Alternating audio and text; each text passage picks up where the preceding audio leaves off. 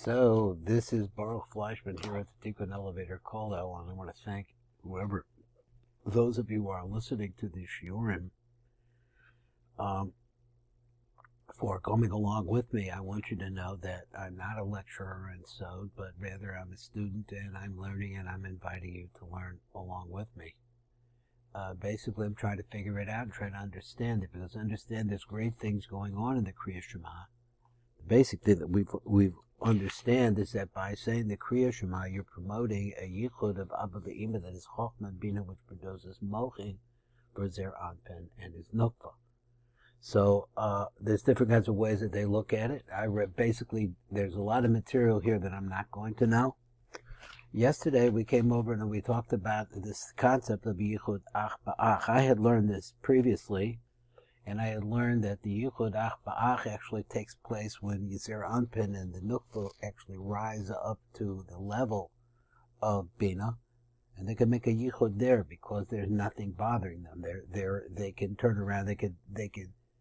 The idea of being back to back is a defensive position because the other side attacks our backs. That's basically the position of the Kabbalah. So over here we see a definition of the phrase Ach Ba'ach, and he talked about the Yichud that took place between different aspects of the Kalim, of the Partsufim of Zer Anpin and the Nukva, meaning that there are three different aspects of the Kalim, an inside, middle, and outside, and this is the area which is called the middle.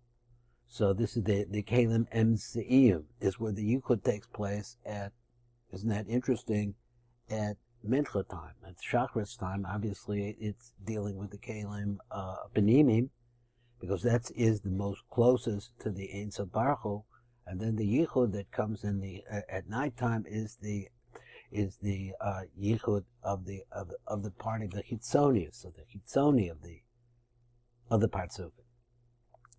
Now, I didn't really know that before, and the Rav had said it, and so I'm learning it along with you. I'm not sure exactly what to do with it or how it works, but that's the fact that has been stated. Now, let's come over here on page Kaf Zayin, and let's take a look at what the Rav says on the top. These are the words, once again, of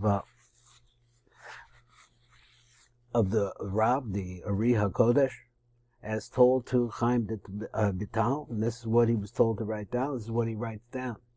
From time to time, Rabbi Chaim Vital also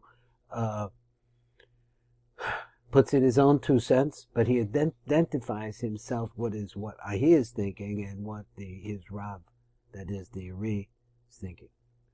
Now, coming over here, we're going a little further, and over here on page Kaf Zayin, it says, Amma osam ha-mochem shenimshku b'tefillah Shachrit, which we said are mochim as a result of a yichud ponim b'ponim Shachris el Zer Anpin and Nuk, that is Malchus and Zer Anpin.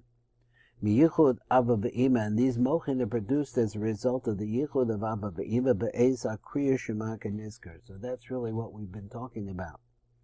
Hine nipsku ha-mochim hahem. Now these are stopped. I'm not sure what he means, nipsku ha-mochim hahem. They are cut off. And they have already brought out, given birth, or produced offspring, and as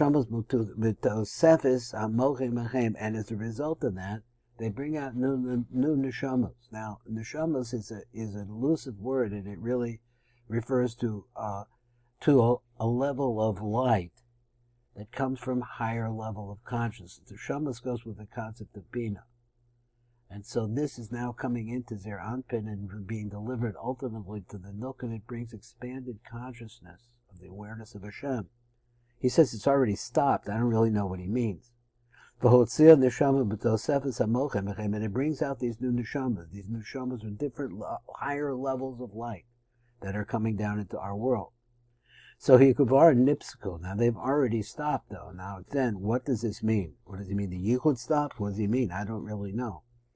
And so it comes out like this. To be this particular yichud,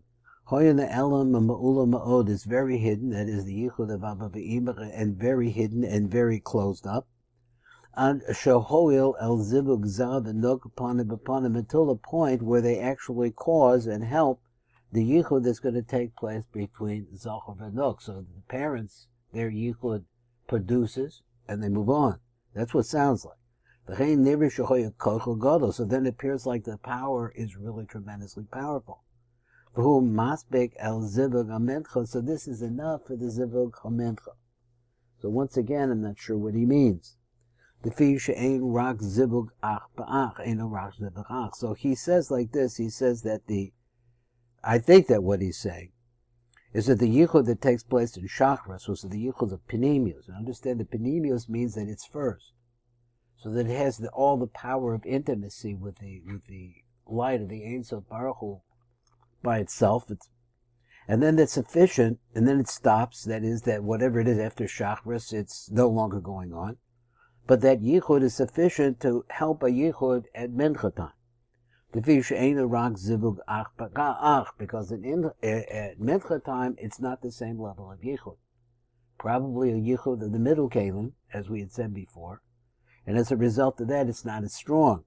But relative to what took place in Shachris, then we consider that what took place in Shachris is enough for mincha. That's what the Rav is saying here simply, and we'll read the tip. So therefore, the shafat that's pulled down, that's what he's saying, it's come from the yichud at Shachris, is enough for mincha. Now, let's come over here and look at number Yud Daled.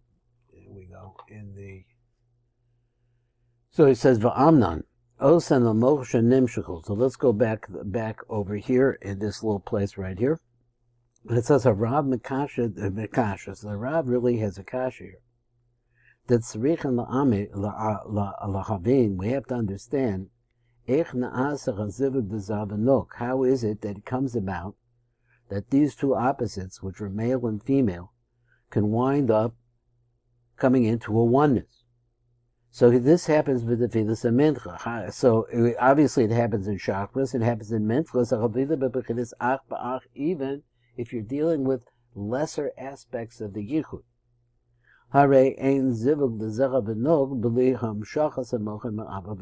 there's no possibility of Zer Anpin and the Nukva being able to have a yichud if they don't have, what is his word? If you don't have the pouring down of the mochim are coming into Zer Anpin, the mochim of abba ve'ima. And these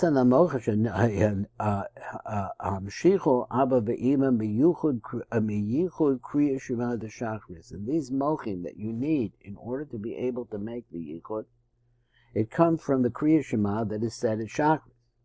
Now we're talking about mincha time now, and there's already been a yichud as a result of what took place in the morning. So these mochim cause the yichud. Now he's giving us a principle we have to understand even in human interaction, that the incipience of the yichud is coming from a higher place. And so they've already given birth and brought out new neshamas, neshamas chadashos, which means more panemius, more consciousness, greater growth amongst the Jewish people and in sweetness. And so when that's the case, then there's already been it is stopped, it's been interrupted, the mochel of Sham Banot.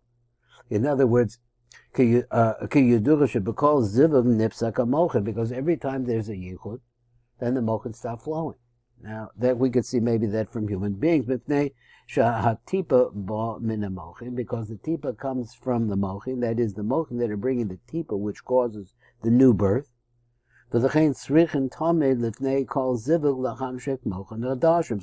if you want the yichud, then you have to bring mochin chadashim. So the kasha is that since there's no kriya shema at mincha, how do you bring a yichud there? That's what he says. So there is no saying of the Kriya Shema before the Tefillas Mincha. What are you going to do? So how is it possible that you're going to see that this is going to keep going on? So he says, so what is the answer? So if you don't have a Kriya Shema, how you can have a Yichud? So the answer of the Tshuva Kisha B'Boker Be'ez Kriat Shemah, in the morning, when you say Kriat Shemah in the morning, Hoya Zivug Elyon U'Ma'ula Ma'od, there was a very high level of Yichud there, very high level, but Abba Ve'ima, Sheyachlo L'Hamshech, until they're able, L'Hamshech Mochin is their Anpen V'no. So that yichud that takes place at Shachrit, that brings this tremendous power of juice into from abba ve'ima into Zachar and then into the Nuk. As a result of that, it produces a yichud. So it's a yichud that's taking place, and he uses phrase ma'ula ma'od again. I know that it means that Abba Ve'im are in a different dimension. I mean, they're in a dimension of consciousness that their Anpen and the Nukva don't have. So it has to bring it into them. So I understand it, but why did he characterize the Ma'ula Ma'od, very, very high by Abba Ve'im? Be'ez Kriat Shemah B'Boker, and that happens in the morning time at the time of Kriat Shemah. So therefore, HaMaskil Mochin, so therefore in the morning you have from the Kriat Shema the Hamshacha of Mochin from the Zera Anpin into the Nuk, and that's a Yichud. But he wants to say like this, that there's enough Mochin over there left over so that you could have a Yichud with Zocha v'Nuk and Mincha time. If Neshach Zivug Zera Anpin v'Nuk on the Asa b'Tefillas and Mincha, because the yichud that takes place at this mincha time, hu yoser cholosh, it's a much weaker one. So the leftover mochin, it seems to me that he's saying that the leftover mochin of the yichud in the morning actually is bringing you still there, enough of it to produce a yichud at mincha. So he said, let me read it, the zav and nuk and the asabet to feed the shachrit, there's still mochin left over. Kevin shall zivug the zav and nuk han asabet to feed the mincha who rock zivug da'ach. It's a weaker zivug, which he calls a zivug of back to back. Nimsa the bezivug the abba ve'ima. So it comes out like this: when we talk about the yichud that takes place between abba ve'ima hana'aseh, which is made be'ez semiris Kriat Shemah the shach, which was made at that time. Hamshichu shnei mini mochin the zav and nuk. Oh, he says what? There's two different types of mochin that it brings. In other words, inside of the penimius has everything in it. So it also has. This is me explaining this, but let's see what the Tib said. So he said, my explanation is the inside of the mochin, the penimius, is also the mochin of mincha time, of emsoiyus, because this is a much weaker type, and the weaker type is attached, let's say, to the higher level. Echad, so his echad mochin l'zivuk, so he says mochin l'zav and l'nok. So he says mochin l'zigud l'panim b'panim. So he says there are one is bringing in mochin of zivud l'panim b'panim, hana'asibet tefillah shachris, and number two, mochin l'zivug ach ba'ach. They both come in at the same time. Which means that as you're after Kriat Shema, that there is a residue of that yichud which remains in Zachar v'Nuk. So the chain ain't sark l'kros Kriat Shema od v'pam, so therefore you don't have to say Kriat Shema another time. Lifnei tefillas mincha, k'dei l'zaveg es abba ve'ima, l'hamshik mochan l'zar v'nuk, in order to be able to have a yichud, because the yichud in the morning is powerful enough to affect the secondary yichud. Because the mochan have already come, and there's already been a yichud, and the neshamas chadashos have been created. So l'zav v'nuk b'kriyah shemach the tefillah shachrit, gam l'ziv l'zav v'nuk hana'aseh b'tefillah mincha. Okay, so that's where we went today, and let's see, we have a little bit of an idea how it is, and the Rav has answered his own question. His question is that if you don't have Kriat Shema, and we understand Kriat Shema produces the mochin for the yichud of Zachar v'Nuk, how is it that you don't have a Kriat Shema at mincha time?